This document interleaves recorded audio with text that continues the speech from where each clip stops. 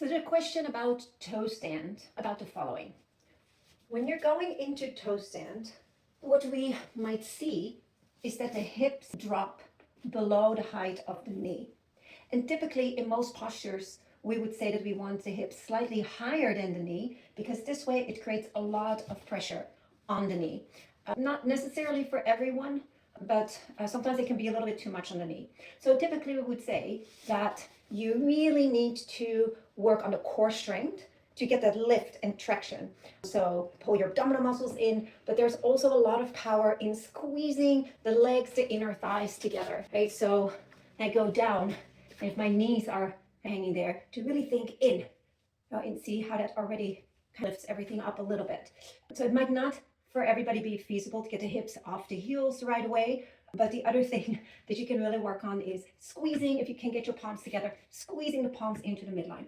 Now, I want to show something else that is not necessarily to try at home or even during class. If you're teaching, I wouldn't show this to everyone in class, but maybe if somebody's really close to getting toe stand, core strength is engaged, legs are strong, palms are firmly pressing together, all of that. Here is maybe a final thing that can get you to feel that lift.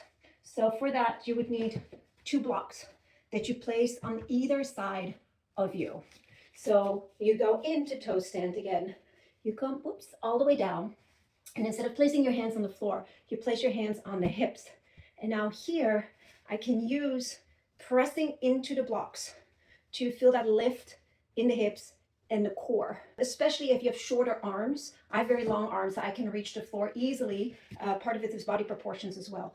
And then over time, you can work on getting the block lower, and then maybe do it without the block. But the help of the blocks pressing into the floor could help you to wake up those muscles that you need to get that contraction. Again, everything into the midline and everything up out of the waist and up to the ceiling. Hope that helps.